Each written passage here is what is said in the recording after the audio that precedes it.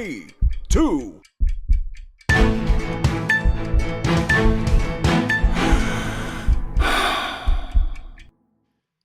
Good evening, everybody. This is Jeff with Junior Hockey Advisor. Sunday night, time to talk a little hockey. Thank you for joining us. Thank you for coming on board. We look forward to having a great night of discussion. Jump on the chat. Jump on the screen. Tell us where you're watching from. Tell us a little bit about yourself. You know, hey, I'm watching from Wisconsin. I've got an 18-year-old. I really don't care about my kid. I'm just here because I enjoy watching an old guy make a fool of himself every Sunday night. I don't care. Tell us a little bit about yourself. I see we got people jumping on already. I need a phonetic spelling because every week Ilsong comes on. I want to make sure I'm saying that right because in Ilsong, I know you're from Hungary, but are you living in Toronto right now? I have a feeling you're in North America right now. I think your kid's playing over here. Maybe your kid's over here. Give me a little feedback on that. Andy, good to see you coming in from Knoxville. Listen, folks, we got a lot tonight. I should say you have a lot tonight.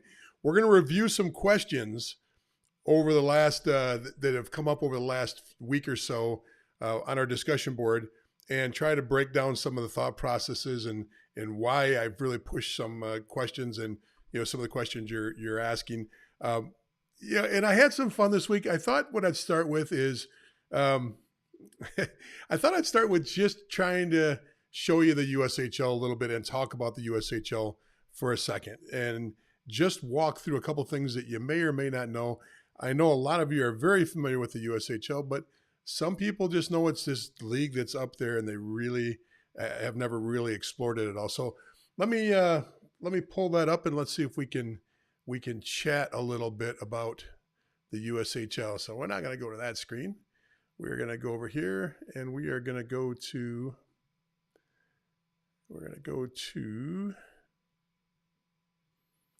believe me, we are going to have a better night than we did the other night as far as getting all these screens in the right place. So our screen that I want is right here. Okay, so got the right screen. Let me get this out of the way here. This overlay has got to go. And once we do that, we should be able to run. Okay, there we go. So this is Elite Prospects, and this is the USHL. And first of all, many have never really taken the time to look at it on the map. So let's just look on the map a little bit and see where we're at here.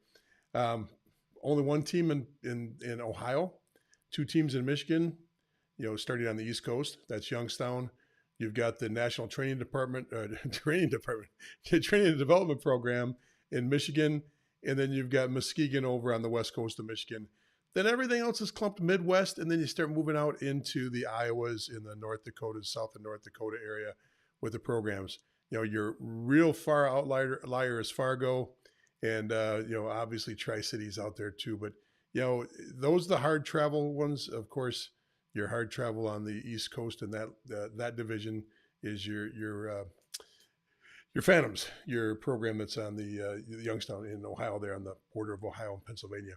Now, the reason I wanted to talk to you about this is to kind of give you a little bit more of an insight on it too. Remember, there's not that many teams, and the National Development Program is a member, but we talk a lot. You hear parents all the time talk about, oh, my kid's better than that kid, especially high school. Sometimes it goes into college. You'll hear a parent that's younger, and I talk to these kind of parents a lot, and they'll be like, my son's a sophomore, and he's the most skilled kid on that team. I don't understand why he doesn't play. And I'm going to give you a little insight, and this is the reason I want to bring it. I thought this was pretty interesting today. So let's take this league and look at 2019. Okay, there's your stats for 2019, and hopefully you can all see the numbers on there.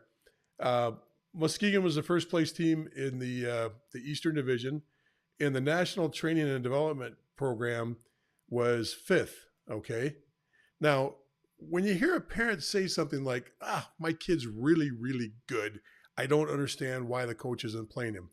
Now, imagine playing with a team that, let's just pull up their roster. Okay, see the little icons there? Now, there's your goaltenders, and those are your guys that play mostly. Now, the other kids that aren't marked on there, those are kids that they bring in for a game or two and let them play, and they try to rotate through. The program, I believe, has 4 goalies in it, maybe 5 right now. But look at the defensemen. Remember, there's a 17 and there's an 18 team. Those little icons right there are NHL draft pick kids. Now, these are current. When this team was playing, this is their kids that were in the draft. And then some of the names that aren't, I'll point out to you that, because you got names down here that are really big names that hadn't been drafted yet. But I just want you to look at the kids they had on their team. Now, this is a 5th place team. Now, can you imagine playing on this team and only being in 5th place? Now, the reason is because of age and size. These are some of the most skilled players in the world. Clearly, the amount of first-round draft picks on this team was incredible. The amount of players on this team. You got the Hughes kid on this team. You've got I can't even tell you the other names on this that I really liked. I mean, there's some of these kids that the Powell kid was a really good player at this age. Cam York, come on, just a phenomenal player.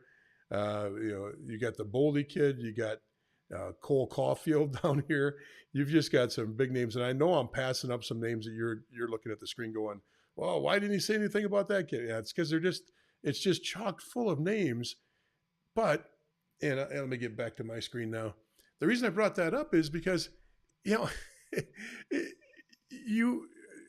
have to realize at all times that most of the time coaches know what they're doing. And if all the talent in the world, and literally that team had all the talent in the world, but they're super young. If all the talent in the world can't beat age, and just by the way, Muskegon probably had 3 to 5 NHL draft picks off that team. It wasn't like they're slouches, but they weren't anywhere near what that USA development program was. But the frustration with a lot of times, and I know that I don't think the USHL national development parents were in the stands going, oh, I'm not getting into that. I'm not talking about their politics on their team.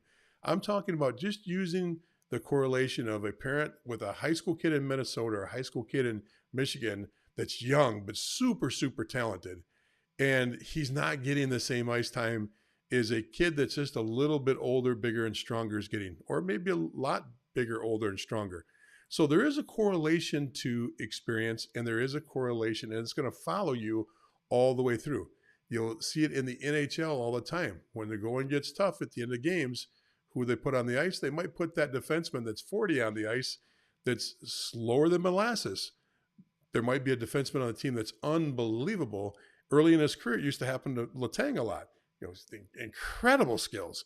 But when the going got rough at the end of games in his first couple of seasons, he wasn't seeing the tight ice time like some of the other guys on the team that were, much more seasoned.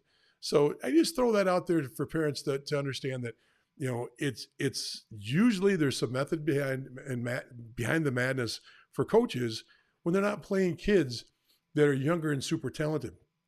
I'll give you a personal example in my family. One of my kids was playing juniors up in Canada. He was 8 games into the year, 10 games into the year. He was at a point a game pace. He's ripping it up, having a great time in the league. But a showcase comes along, the big showcase for the AJHL, and he's sitting in the stands because the coach stayed right on a rotation with all of his young players. All the young players, work their way in and out of lineup, and it was like clockwork. You could see exactly when the kids were. He was just scheduling them. He was playing them on a schedule, trying to make sure that they had enough energy for the whole year, that he didn't burn them out, and that they were absorbing everything going on. It's not bad every 3 or 4 games to sit up in the stands and watch a little bit to kind of get a sense of what's going on. My son didn't see that, and he bucked and bucked and bucked and bucked because it just wasn't what he wanted. He wanted to play all the time. So there's things like that are going to come into play at all times.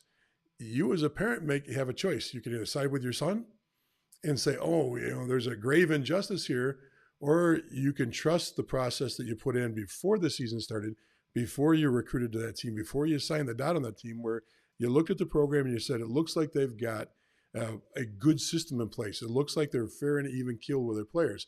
Because most of the time, before it was your kid everything looked great with that team. At least, that's the situation.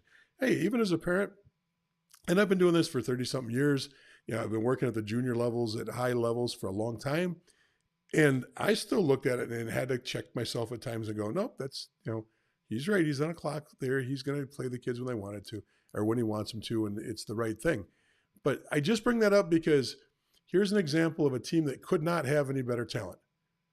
Still a fifth place team because that talent can't overcome size and strength when you're playing with other really good players too. Okay. And it trickles down to high school. It trickles down to Pee-wees. The same kind of mentality comes. First year Pee-wee versus second year Pee-wee. You might come into a Pee-wee team and think, oh, my son's the best player by far on the team. But there's a lot of little things that being a second year Pee-wee that you understand and you learn about how the coach coaches and what happens on these plays, what happens, in a tight game, what the coach expects and what happens when things tighten up a little bit. And, that's what the difference between, being young and being a little bit more of a veteran. I hope that helps a little bit. Let's say some hi to some people here and see what we got on. Holy smokes. We've got a great group on tonight already. I'm not going to be able to get anywhere through all this at once, but I already said hi to Andy. We've got Maryland on.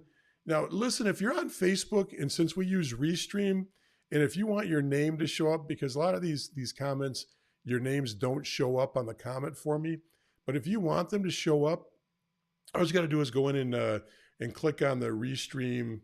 Let's see if I can pop that up. If I can't, I will. It says invite your audience to connect to Facebook to Restream to show their name and profile. And you can go to restream.io and you can click your Facebook so it connects. If you want to do that, that's fine. Sometimes I just see, and it depends on which platform you're on and which part of Facebook you're on. I don't always see everybody and their names. I see a lot of F's, the little blue circle with the F, and then I see them. But I do see Dan's on from Sheboygan, and he's putting God's country on there. I'll give it to you this time. Sheboygan this time of year is your Sheboygan is God's country this time of year. All right, we've got Kirk's on. We've got Charles on. We've got a lot of Facebook. So trying to read the questions too to see what we've got for questions. And we've got somebody out of Frisco, Texas. We've got Perry's on from Nassau. Like I said, we got a lot of people on tonight. And just the amount of crowds that we're getting on here is phenomenal. Make sure you ask some questions. We got our first question in, and it popped up. And the question is from a Facebook user, of course. If you want to throw your name back on this, but it says, do you think the USHL would ever expand to more teams? I don't personally know this, the president of the league right now. I do the last president fairly well. And I know that, 5-8 years ago, there was a lot of testing of the market. There was a lot of meeting with leagues. I was an owner in the USPHL at that time. I was on the board, which is the NCDC now. And they would meet, our board of owners would meet with the USHL and just talk about, basically the lay of the land. We literally shared a lot of information, a lot more information than you think between the two organizations. And I know, remember, the USHL doesn't have to really do that with the NUL as much because they've already got a working relationship with the NUL. But I don't think you'll see the expansion to the East. And it really becomes down to a scale of economics. This is just one man's opinion on this. The reason I don't think you'll see expansion into the East on this is because first of all, you've already got the NUL and the NCDC there, which I don't think that would matter in other markets. However, you don't see a lot of overlap between them. You see, the southwestern area is covered by the NUL. The mid and the north mid is covered by the USHL. The NUL has expanded kind of in a horseshoe around the USHL for the most part. Now there is some areas that there's a little bit tighter market share. But the reason why the East is interesting is think of this just as an economic equation or an economic study. You're a grad student again, and you're working on the MBA. What do you got? You've got disposable entertainment dollars. How many disposable entertainment dollars do you have for hockey in Boston when you've got an NHL team? Boom. That's going to be the first entertainment dollar that people are saving up for. You got an AHL team, and you've got some of the best college hockey teams possible. BU, BC, you just keep going down the list of schools. That's just in your D1 area. Harvard's there. Providence isn't far away. You've got Northeastern. You could just keep, it's just amazing how many D1 programs are right in that, within an hour of each other. Then you've got D3, a lot of D3 hockey in the area. Then you've got prep hockey in the area. And the reason why I say disposable dollars is because the USHL is a profit-driven league, no matter what it does for development. And yes, it does get money from USA Hockey to develop players, but it still needs to have revenue coming in the door. It needs to have advertising revenues, and it needs fans. You go out to a USHL game, there's some of the barns that just have, you forget that you're watching juniors because of the amount of crowd and the game appeal. The marketing of the whole product is so polished and so good that it's a really, really good product. You really don't want to put that product, meaning the USHL, into a market that's going to get, and you hear me say this all the time, moms, dads, and girlfriends. If that's all in the stands that are watching the game, and you've only got 85 people in there, and that's what happened to programs like Wilkes-Barre in the past with the North American Hockey League struggled because they just couldn't draw a crowd in that market. There's so much saturated hockey now. They're on the Eastern Pennsylvania side, but I'm still talking about the East and not just Boston, but the whole East. Now, there are some programs that have found a way around it, and some of it's circumstantial. You've got a tale of two cities between looking up the road at Jamestown and then looking down at Johnstown. You look at the two different programs, and they're night and day as far as crowds. Johnstown, because of the movie Slapshot, because they've got this old historical building, because they're isolated in this little valley an hour away from anything major, it is the thing to do, and they get great crowds, and they've got loyal crowds, and they still have people working in the facility that were there during the Slapshot when they were filming Slapshot. You can still talk to some ushers.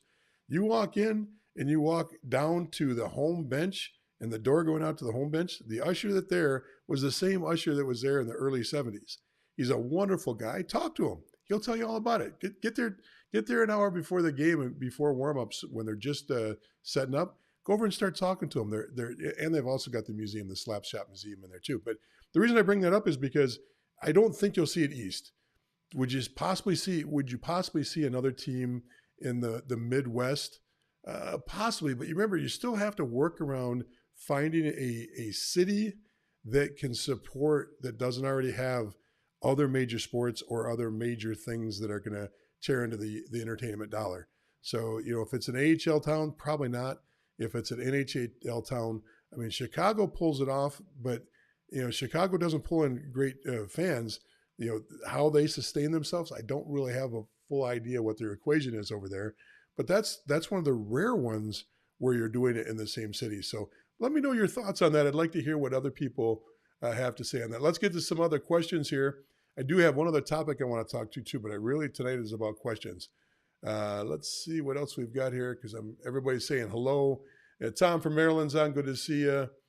We've got Arvada, Colorado on. Mom of an 04 Ford. Awesome. Keuka Lake is on, right down the street in Keuka. Some of you know I'm a pilot. I fly, and I can't tell you how much fun I have flying over Keuka. Some of the most beautiful area. You got the hills on one side, and you've got just the beautiful water. It's a real long, narrow lake. You get down to the other end, you can get into Elmira, you can get into Ithaca, but Keuka, wow, great place. Joy, good to see you there. Brandon's on from Virginia. Got an 04 or an 06. Somebody's on with an 06 from Nashville. My son played 14 seasons for Czech Hungary. Now he's 19 now. I'm assuming that's from our friend that we mentioned earlier. I got to look it up again now. Ilsong. So, okay, I'm hoping that's him. Okay, so let's see what other questions we got here. I saw one.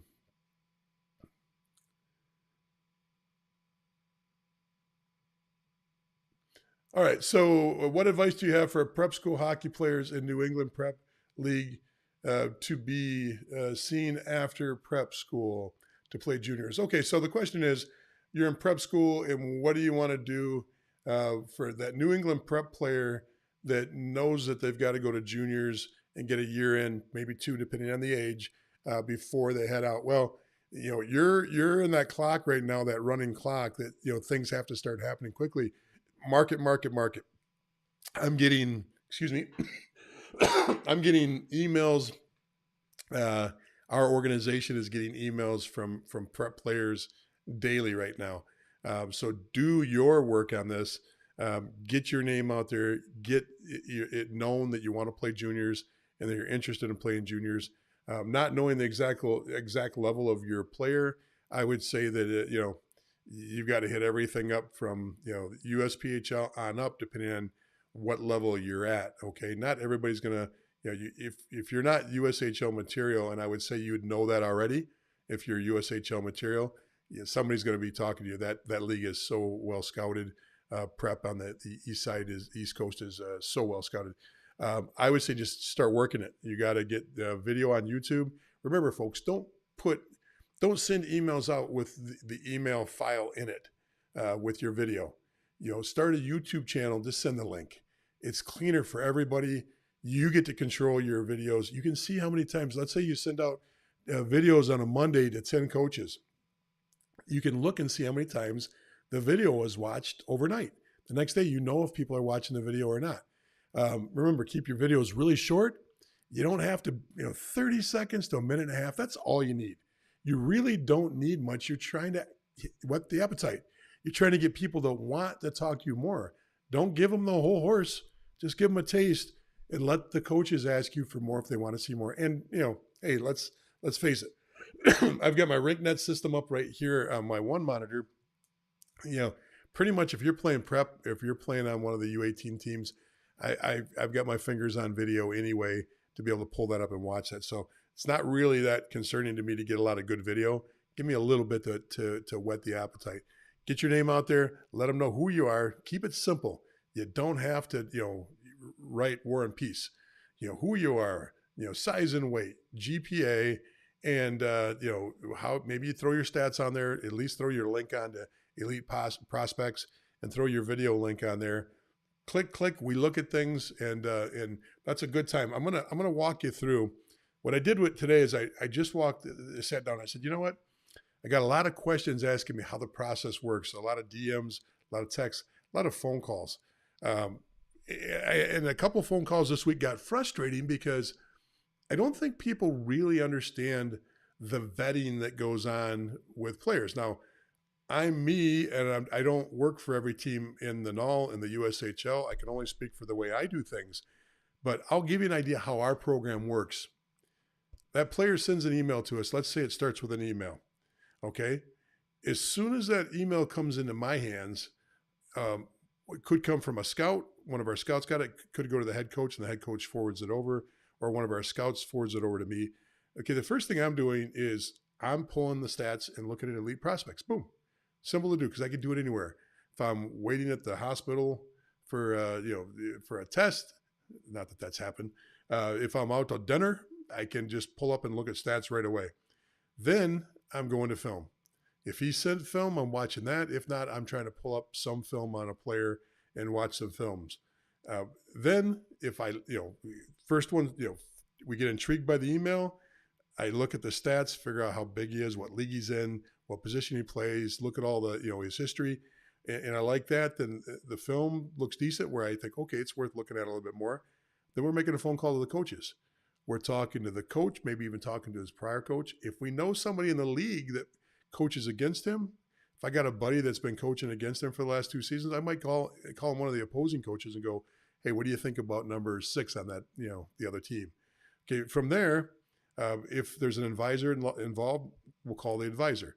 Just to get a sense of what the advisor sees and what their thought process is on the kid, where he is in the bigger picture from the advisor's viewpoint. Now, remember, coaches all have agendas. Advisors all have agendas. We as a staff have agendas too. But you got to take all of it in. You got to triangulate all this. Then we're back to the player. Then we reach out to the player. It might be that I go to watch a game in person. Wait for him after the game, talk to him. If that goes well, either by phone or by talking to him in person, then we're setting up a Zoom with the parents. We're actually talking with the parents. It'll be one or two of us from the team, and the player and the parents, and we're just walking through the whole process of how junior works, how our organization works, how the NOL works. And then what we're doing after that is we're circling back and we're working out. This transitions away from me at this point. After the Zoom call, transitions right over to the coaches, and the coaches are arranging for a visit. This is in season, of course. Maybe the player comes down from anywhere from 1 to 5 or 6 days to skate with a team. On a rare occurrence, there might be a game involved. Other teams use the game incentive a lot more than we do. We don't use a lot of games. There will only be a few of those this year. So let's say a kid comes down and visits. He does an exit performance review with the coaches at that point. And then this is where the decision tree comes in. Do we offer the player a tender? Do we say, hey, look, we're probably going to draft you. Are you happy with that? And then we either continue to go or we don't. And that could continue to, hey, we're going to keep watching you. Hey, we want you in our pre-draft camp. Hey, we want you in our main camp. And then there's that decision tree is made at all those steps all the way until the fall when the season starts. So there's 10 or 12 steps in the vetting process. It's not like we walk in the rink. And there's another part of this. The part I left out is when we go and watch in person, sometimes there's 6 or 8 games under our belt before we initiate anything because we're really trying to see things and see how they work. What do you guys think about that? What are your thoughts on that? Once again, that's just one organization and one person and how we do it. There's other people that do it differently. I'd love to hear how other, USHL teams are doing it, how NOL teams are doing it. I always learn every single time I'm around other people, I learn something and a little tidbit to get better at my craft and my profession. So I'd love to hear it. Odessa's on, and Odessa, the couple that are the world-class best in industry, billet family. I hear you've got a new spread. I can't wait to see the new house.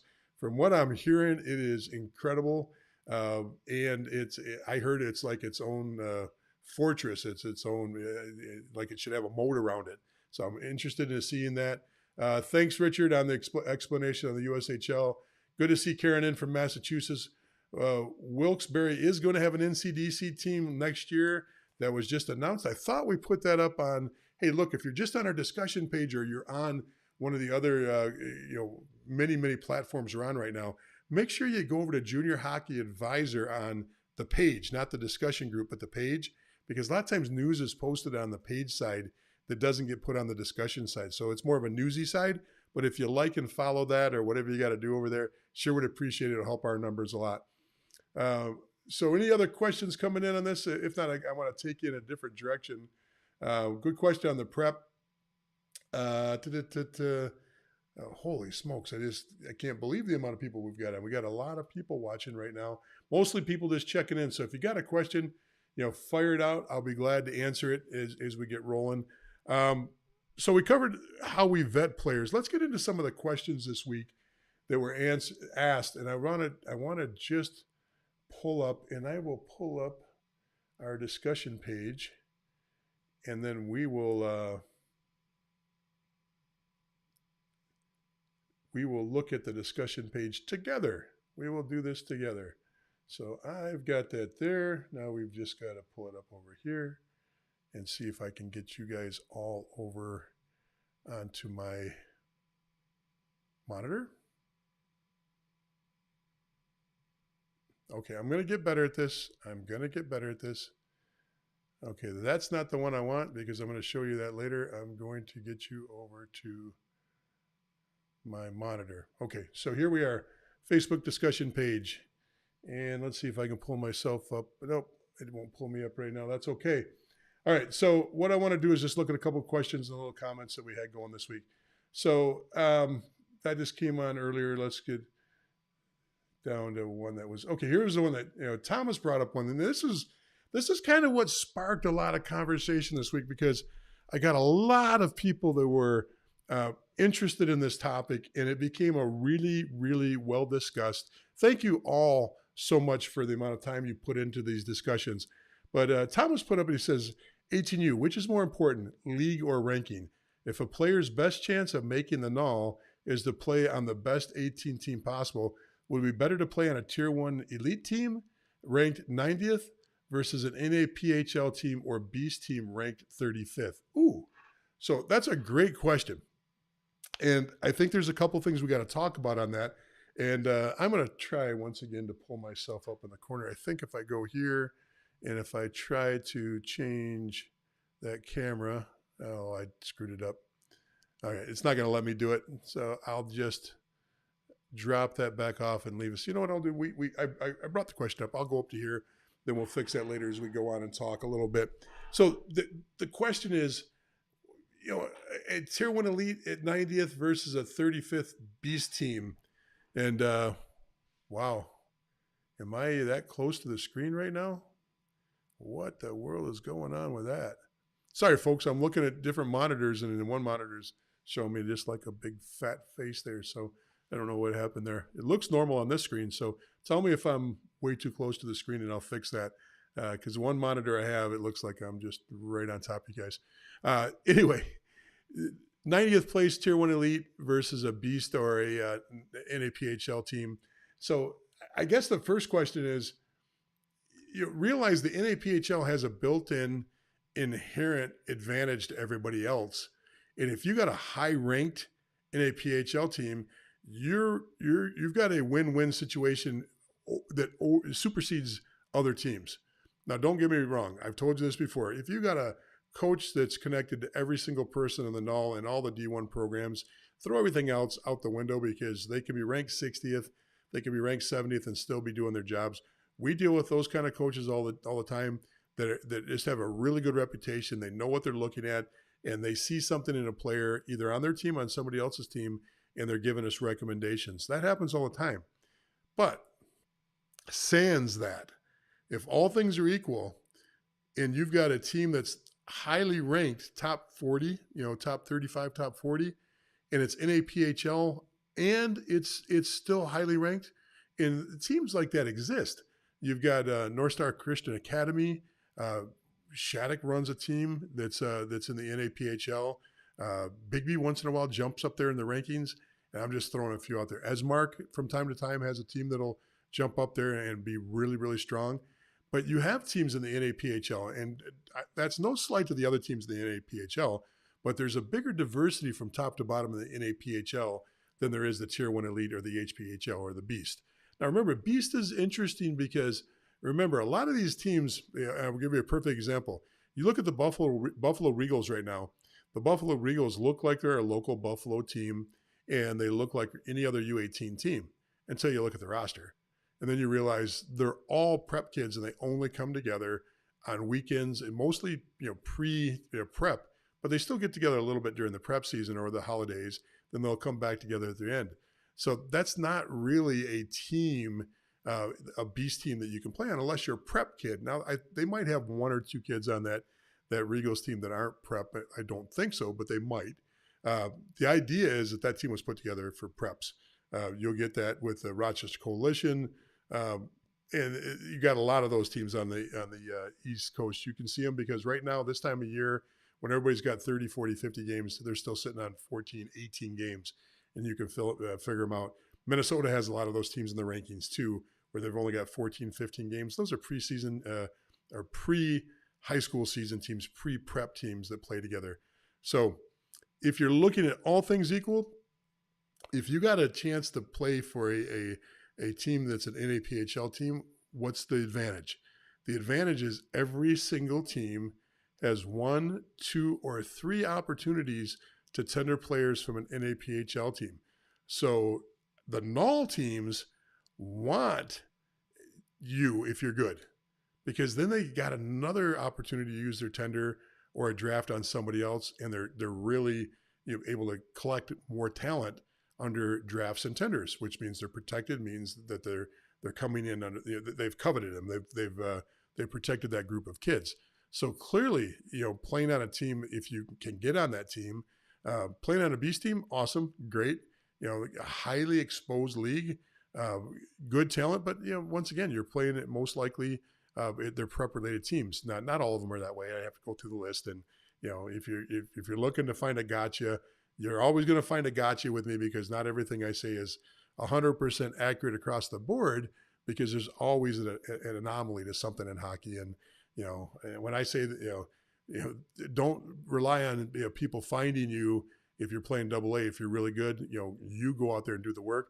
Then someone will always find an example of this kid that was playing on a team in the middle of Texas at AA, and then all of a sudden he's in the NHL. There's always that example. So, I'm not impressed when people find those, because if I spent all day looking at gotcha myself, I would be, the list would be long. I can come up with gotchas on everything I say. I play trends, I play statistics, and I play talent. So if you have talent and you trend to the right teams in the right area, things usually work out well for you. So talent supersedes everything. So, but 90th, you're starting to get into trouble down there. That's a little bit further down the list than you probably want to be. And I covered that last week on the show.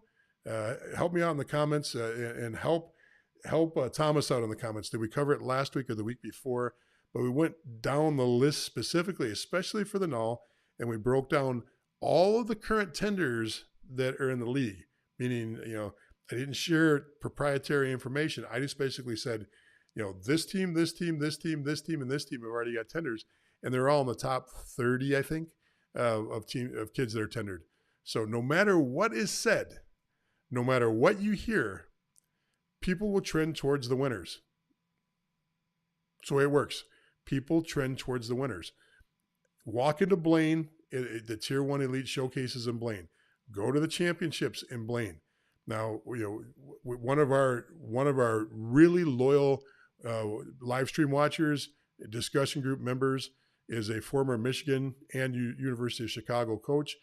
He begs to differ with me that he walks in the door and he's watching everybody and giving everybody an equal share. I believe him. I believe that he'll go watch other games. But right now, you walk in the door, go down the hall to the 8th ranked back at Blaine and watch the 14th team play in the 15th place team in the showcase, or watch the ranked teams. Watch the 45 play 80 in the rankings down on rank 8, and then go up to rank 2 or rank 1, where the 3rd place team in the nation is playing the 5th place team in the nation. Where do you think all of the college scouts and the junior scouts are going to be? Almost across the board, they're all going to stuff in. Even staffs that have 3 or 4 or 5 people on their staff, they're all crowded in the same place. It's the nature of the beast. You're just not going to get around human nature. No matter what people say, they're going to gravitate towards the top teams. Now, is it right? Is it wrong? Is a third line player on a top team better than the top player on the 80th team? I would probably say no. I'd probably say that top player is still a top player. But it's hard to prove, because a lot of times you don't get the same opportunities. Now, eventually you do, because you got to work your way to another team, another opportunity, and it'll eventually work out for you. So I know I took flack on that last week on not answering that properly and giving a little bit too much leeway to the lower level teams. No, it really isn't. I'm not conceding from that point. That's a reality. So does that make sense? I hope that makes sense. Okay, questions are coming in. I wanted to jump that one, but we'll get back on the board here too. Do you provide services for looking at players versus giving him an evaluation on strength and weaknesses? I really can't provide services for breaking down video.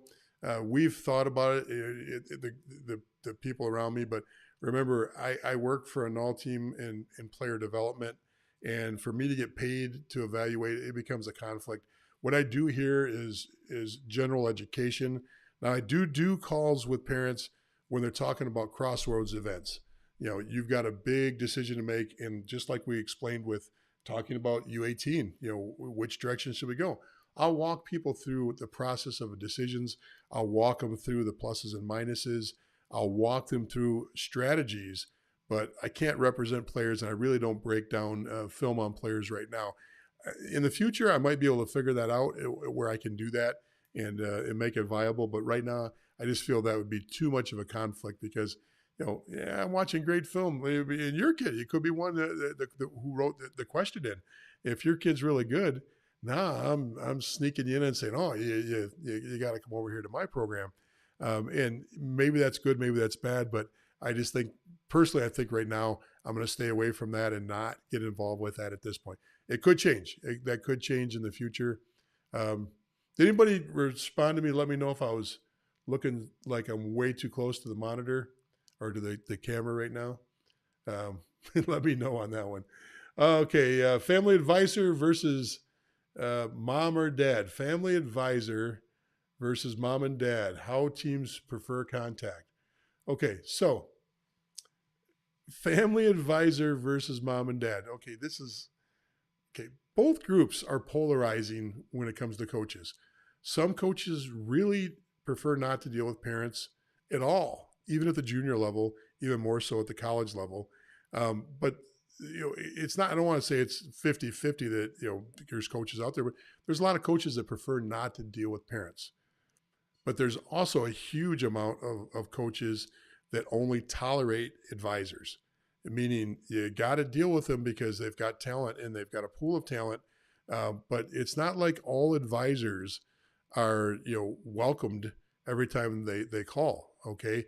There are some advisors that the phone will never get picked up on by USHL, North American League, BCHL, and they find their little one or two people in those leagues that will work with them. And that's all they can work with because they really have, burned a lot of bridges.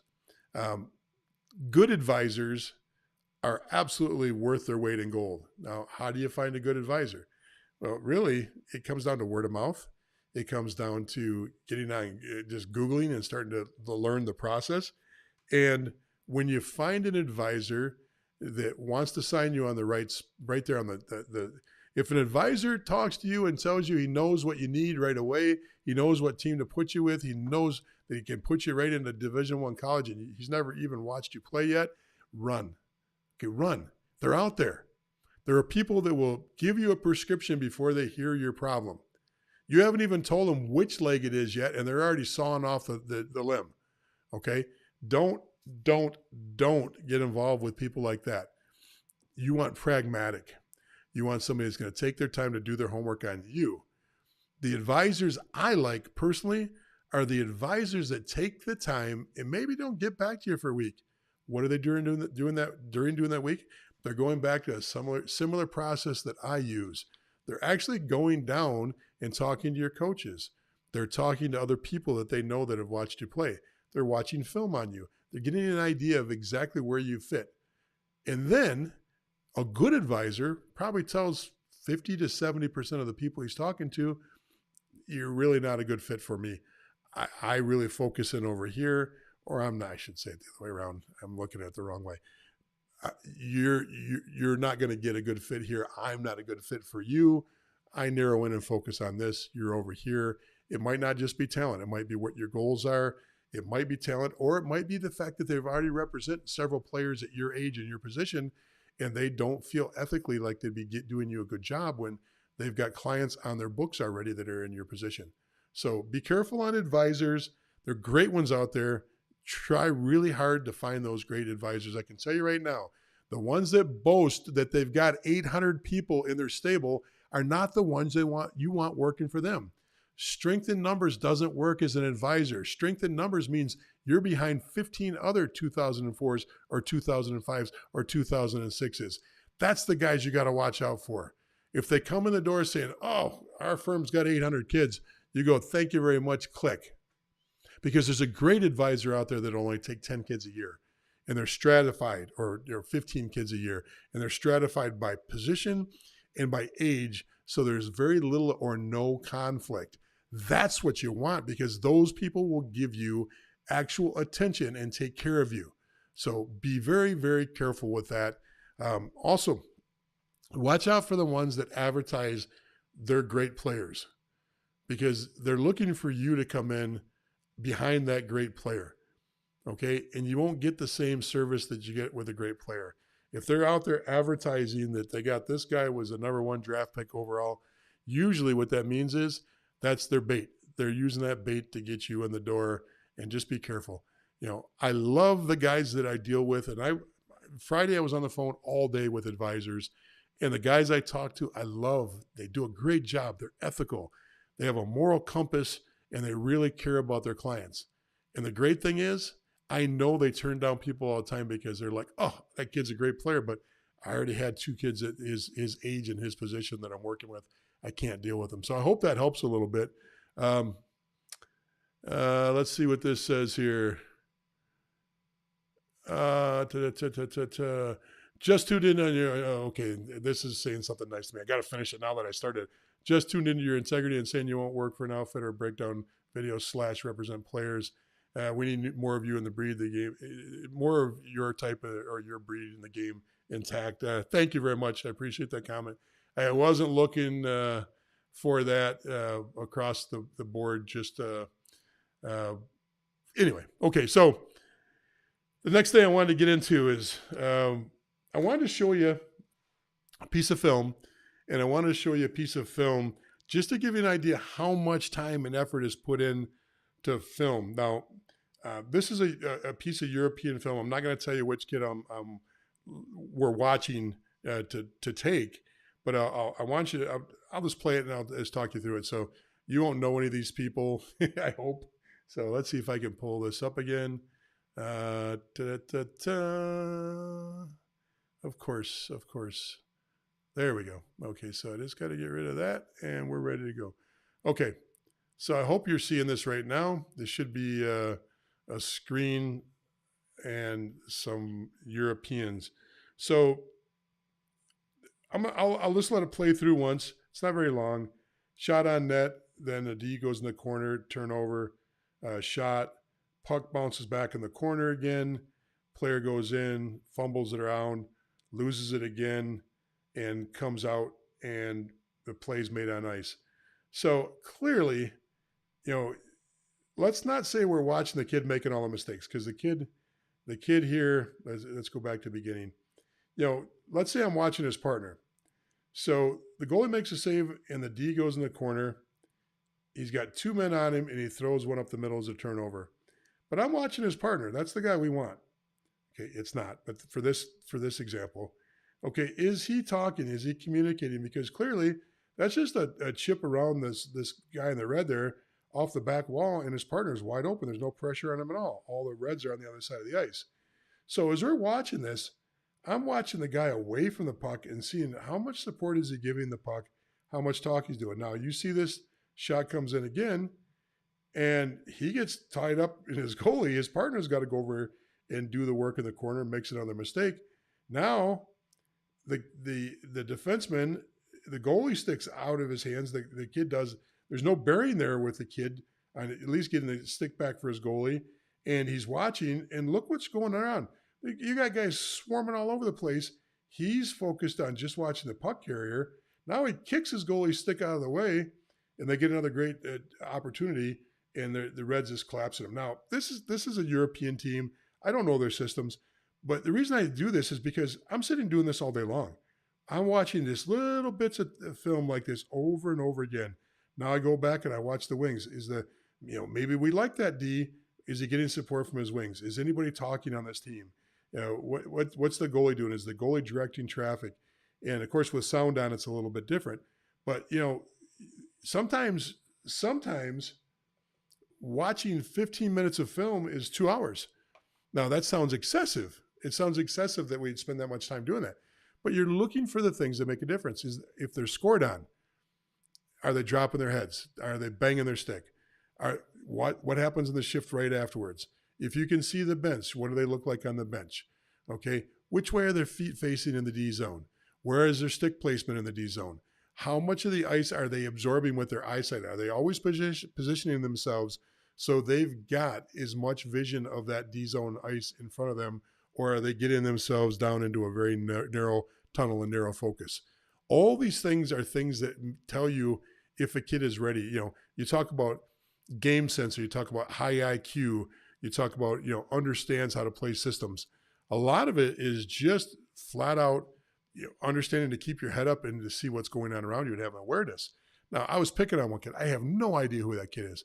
But the one kid that was making all the mistakes has very little awareness of what's going on the ice, but his partner is probably just as much in the same boat too about that. Now, I'm not going to get into the level that team was. It's a Finnish junior team, but it'll give you a little bit of a sense of how much time and effort is put into vetting a player. When we get film and we vet, if there's something of interest there, now we're looking at all the other pieces. We're watching the game and saying, okay, what does he have around him?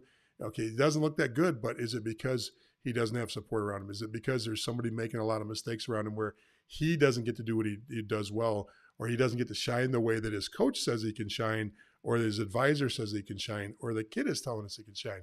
Because if somebody's saying I'm a real goal scorer and he's never touching a puck during the game, okay, is that because of him or is it because of the surrounding circumstances? Okay, and then a lot of times we know who the coach is and know that maybe sometimes the player's just not a good fit for that coach because he doesn't fit with that coach. And we know that we'd get something different out of him because that coach's style is either way to the left of where we're at or way to the right from where we're at. Not saying he's good or bad. I'm just saying it might not be a good format fit. Okay, hopefully that helps a little bit. Okay, let's get back to some questions. Next question we have is, at what age do people start using an advisor? Richard, that's a great question.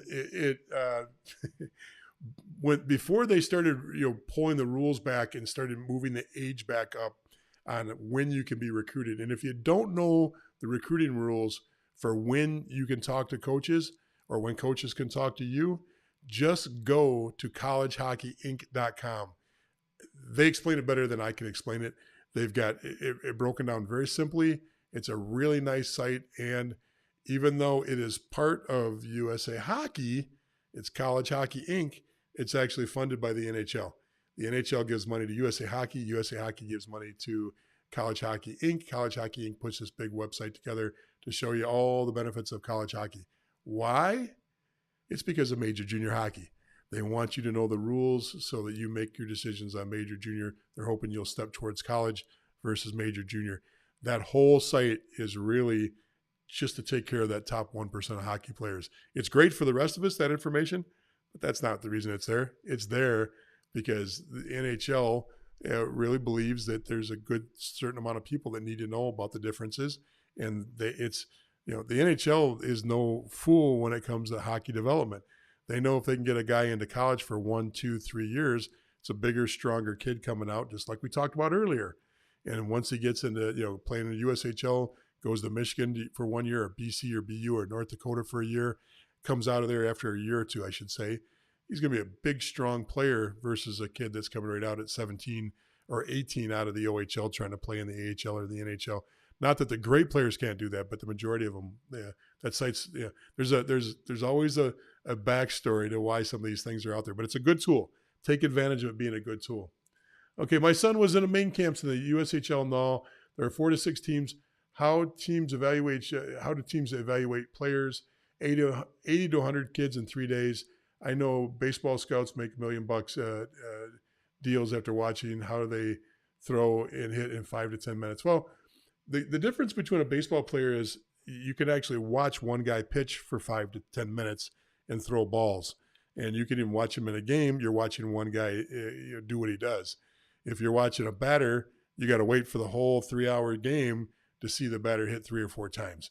And that may not be enough, especially if he's a really good hitter. Maybe he's not getting pitches thrown that he can hit. Maybe they're purposely walking him. So I get the analogy, how they can watch him.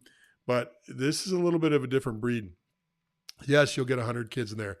And to be honest with you, this is the way main camps work at the USHL. Pre-draft and main camps work. USHL, NCDC, North American Hockey League, pretty much across the board. You get your priority invites. You get your invites. You get the people that call you and asking and requesting spots. And they all get into the camp together. They get evenly dispersed as much as possible. And, your real top guys, you spend very little time watching because you know where they're at. So if I know that we've got a guy that we're going to take in the first round already, I'm not going to spend much time watching him. But I might be watching the next guys down to figure out if we're going to draft them or tender them that first third, middle of the group to the bottom of the group, we're watching. The local kids that got invited to fill the camp that are still 16s are getting very little attention. They're getting attention, but not as much attention as the guys that are viable. In other words, we're an older league. I know that those 16 players, they're great players. They deserve to be in a camp, get that camp experience, us to see them play, take notes on them. But I'm watching them 1-2 games, and I'm spending the rest of the time watching guys that are going to be impacting the roster immediately, meaning the next season. So the stratification is different. Now, how each team does it, some assign one coach just watch goalies, one coach just to watch D. Some programs like, you get Dubuque that does a phenomenal job. They're breaking down with their system, they're breaking down film, and every kid in the camp is getting back, their cuts of film every day so they can see it, and they've got a few notes written on each kid's cut. So not only they got people watching them live, but they've got them watching on film too. That's the difference that most people don't see. You go to a camp, there's film just like a football program does. That film is brought back by the coaches, and coaches are going back through the film on things that maybe I'm watching down here and I didn't get a chance to see what's going on down there, or I'm watching forwards, I didn't get a chance to see the D. So a good program is, they've got eyes from different angles. They've got, people from different perspectives. They've got guys on the bench. They've got guys up in the stand. They've got guys on video, and there's a lot of effort put into it. Now, once again, things aren't equal. Not every USHL team puts that much effort into it. Before the change in management, and I'll just say it right out loud, it was terrible. It was one of the USHL teams that happened to be in Wisconsin that was really struggling. Their main camp, there was times when there was one, film guy there. The rest of the whole crew, their scouts, their management, and their coaches were up in a conference room that did not even face the rinks where the games are going on. So that's changed, but not everything's equal. Even on these teams that you think, oh, they're USHL, they must have an elaborate system. Not always, but most do, and most do it right. So hopefully that helps a little bit. Let's see. Any advice for a U18 kid going to skate practices with an all team? Yeah. Hey, wow. That's a great one. Rio, that might be the best question, or my favorite question of the night, because I really do things. Okay, first of all, I don't care where you fall on the liberal conservative spectrum. You fall in the middle when you go to a camp. You don't know if the coaches or the owner or the team, you don't know where they're at. Keep your political and your opinions about anything. It is the 18-year-old. If a parents go to, same thing. Stay down the middle. Even if they start throwing little comments out where they're trying to see where you go with it, stay down the middle. Just don't play that game. Okay, I'll tell you a story. This is a great story. I know we're running long here, but this is a great story. I was a high school coach in New York. Wasn't very long. I had coached at the college level. My wife became pregnant. I decided that I was going to stay local. Didn't even think I was going to coach again. A very, very attractive high school job with not a good high school team, but a very attractive job popped up. We had a kid down the way. I was working on a doctorate degree at the time. The job paid a lot of money. I took it. Now, what's interesting about this is when my second year with the team, I said, you know what? I'm going to take them back to the University of Michigan over the holiday break. And we had scheduled some scrimmages and some games and some practices. So they had it was like a working vacation for us to team build and to reset and to actually get to see Yost Arena. And I had my coach, come out with the guys. Red Berenson skated in practice, talked to him in the locker room. And, I'm a former Marine. I think of myself as being, straight down the middle, pretty hard charging and disciplined. And Red walked into our locker room and the guys are in their jeans. And he goes, you know what? He goes, I'd hate to say it, but, the disappointment is I'm walking into a locker room right now and there's not a person. I don't know your talent, but there's not a person in this locker room I'm going to talk to. There's not a person in here I would recruit. And I'm looking around going, well, I'm thinking talent-wise, you're right. I'm a high school team, you're Michigan. But his point was, you You got your hat on backwards. You don't know me. Why do you think it's okay to sit in here while I'm talking to you with your hat on backwards? You're not impressing me. You got hair down, your hair shoulder length. You've got an earring on. And he went through the whole locker room just ripping these kids apart. The amazing thing was the rest of the trip, and for the majority of the kids for the rest of the year, I didn't see an earring. I saw kids that were clean shaven. I saw outfits that made sense. I saw them respecting the flag, respecting other people around them. It was a wake-up call. Now, times have changed since, the mid to late 80s when I was coached actually that was when I was at Michigan. I'm talking about when I did this was mid 90s. Things have changed. People are more liberal on tattoos. People are more liberal on some things, but straight as an arrow as you can be. Okay. If you chew tobacco, don't take your tobacco with you. Okay. Leave your cell phone in your pocket or leave it in the hotel room the whole time you're there. It will only get you in trouble unless the team is trying to communicate with you like, hey, we'll text you when we're ready to pick you up from the hotel or the billet's house or whatever. Leave the phone at home or the hotel room, not at home. Okay. Those are the off ice things. Okay.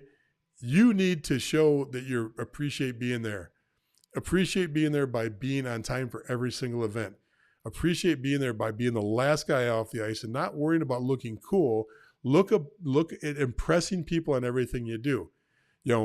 Congratulate all the other teammates that are veterans. Hey, great practice. Thanks for having me out. Hey, great practice. Thanks. Help pick up pucks if that's what you have to do. Carry in something in the locker room. Now, as far as your play goes and what you need to do is you need to be yourself. You need to be yourself and you need to play whatever game that you play. That's important. You can't try to put a round peg in a square hole as a U18 player. If you're a guy that's a playmaker, try to be a playmaker when you're down there. If you're a grinder, play your grinder game. But here's the one thing that you absolutely have to do. I don't care if you've never taken a penalty in your life or if you take 15 minutes of penalty every game. You don't back down. I didn't say fight, but you don't back down from anything. If somebody, the play goes to the net and you're standing there and a kid comes up and pops you, you're right back popping. You don't have to drop gloves with him, but you make sure you don't back down from anything. Because the first thing they're looking for is, are you tough enough to play in the null? Because it's not an easy league to play in. It's old and there is no room on that ice. Okay? They'll give you a little bit more leeway. The coaches will tell, the big hitters to leave you alone. The kids aren't going to try to start fights with a recruit coming into camp. You're not going to have to worry about that stuff. But there's going to be a fourth liner or a third liner, and let's say you're an 04 that's an 04-2 that's coming back the next year. He's going to try to set the tone with, who the big dog is and who's going to be the guy that's, got the seniority going into next year. Okay, you can't back down from anything. You go into a corner, and you battle for your life. And that is the difference between just going out and having a skate at a tryout and going to make a damn team. Because if you're going to play in the null, you got to strap your buckles up tight and you've got to put that mouth guard in and you got to have your eyes wide open. People aren't going to run you. People aren't going to try to start fights with you, but they will run you over. They will hit you. And you have to be prepared for that and ready for it at all times. That's the best advice I can give you on what you should be doing for the null. And with that, I think, okay, here's one last question. How about that? Thanks for putting College Hockey Inc. up there, Charles. That was a big help for them. How many draft picks and tenders end up getting cut at main camp?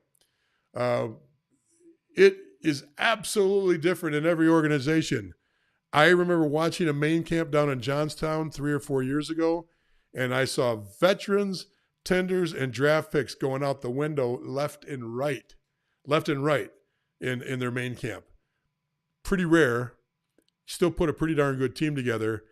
But, a veteran that's sitting on his butt, a veteran that put 15 pounds on in the offseason, a veteran that comes in with the wrong attitude could be bounced immediately. Now, don't get me wrong.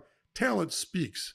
You all know this, and I don't have to say this, but if I've got a 50 goal scorer, which is super rare, but if I got a 50-point guy that comes in a couple pounds overweight and is dogging it during main camp, most coaches aren't going to say much because they know that kid's going to be there when it's time to turn the lights on. Okay. But if you're in the middle of the road, bottom of the pack, and you come in out of shape, not ready to work, Now, I'm not saying it's fair. It's the way the world works. Okay. There's guys that played in Toronto and played in Pittsburgh and played in Phoenix, and he might actually be one of the top goal scorers ever. Don't have to drop his name. You know his name. That looks like he should be working at the local Midas tire shop with a big ass crack in the back on his pants and a beer gut out in the front. But he can freaking put the puck in the net, and nobody cares what he looks like coming into camp because he'll flat out tell you, I take the skates off at the end of the year, and I think his first name's Phil, and I think his last name starts with a K, but I don't know for sure. And he says, I go fishing all summer long. I don't put the skates back on until camp. He's said that numerous times. Okay, what are you going to do? He's still the most valuable guy on the team, or one of the top 2 or 3 when he's played in Pittsburgh, maybe 4 or 5, 6, but still up there. So anyway, the question, back to what the question was, how many draft picks? Usually, now this is also, NOL is different than USHL. USHL, for example, my kid went in the 7th round as a defenseman when he got drafted in the USHL, went to main camp, and there was absolutely no chance at all before the main camp even started that he was going to make that roster. They were bringing back all their veterans. There was just no room. And they had drafted a kid in the 1st or 2nd round that, was a potential NHL type kid. Just wasn't going to happen. So a lot of times, even though you're a really good player, you'll just get drafted into a situation where, that team's just not going to have room for you. So they draft in case a guy leaves. They draft in case a guy jumps to college or jumps to the pros before the season starts. So they're drafting to protect themselves. This is the USHL much more than the NAHL. So it does happen where you just can't move. But, first 4 rounds of the USHL, you're usually pretty good. Remember, a tender in the USHL is pretty much a given that you're going to be, that's that protected player that they're building around because he's that good. They don't use tenders the same way the NOL does. Now, the NOL, because the team's got 6, 8, 10 tenders, depending on trades, depending on, really the basket comes in a little bit different ways to each team about how many tenders they have. And there's an equation. I think we've covered this before. If not, I'll do the equation for you later. Not tonight, though. We're running out of time. We're out of time. But you got to expect that every tender is pretty much looked at as a roster guy. Tenders should be making rosters for the most part, unless it's on them. It's incumbent on them to live up to the hype of their tender spot. Drafts are different.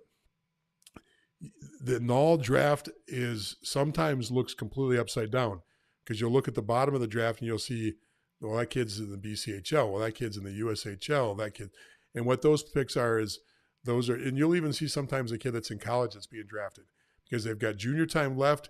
The word is they're not doing so well in the college or they want to leave. Maybe they've got 1 year of eligibility and you're trying to pick them up on the way out the door. So the bottom might have some of the most talented people possible on a NOL draft. The middle, you can see that too, where you see a couple guys that are like, wow, why are they drafting that guy? It's because, either they didn't have a really good experience in the USHL. They're a little above their heads in the USHL. They weren't getting time, or there's a reason that they want to play in the NOL. It happens for a lot of different reasons, but that does happen. NOL, the amount of draft picks that make a NOL team, really, I can't put, it's hard. I try to put some numbers together on that, and I try to do a presentation on that. And every team, depending on their style, works differently on the NOL. Some teams really don't put an effort into their draft. They really don't. It's almost like they just take a list and just do this and pick kids, and there's no rhyme or reason. Other programs put a ton of time into the draft and put a ton of time into knowing exactly who they're drafting and when they're drafting because they expect them to be on the team. Other people, because of free agents and because they've got good relationships with USHL teams, they just wait for the flow. They wait for the cuts of their main camp down, and they'll pick up the scraps from a USHL camp. So hope that helps. Once again, I can only give you my opinion on this. There is no answer to that question that's 100% correct. I can only give you something that's a little bit opinionated. So anyway, that's it. I hope you had a great night tonight. I hope that you've actually learned something. keep the conversation going without me. And we'll continue to do this. We'll grab questions off the board weekly and kind of review some of the things that are on there and see if that helps a lot. Once again, thanks for joining in. We had a great group tonight, and we'll see you not next week, because next week is Super Bowl. I'm not going to try to compete with them. I wouldn't want to draw their numbers down and upset all their advertisers. So we'll see you in 2 weeks.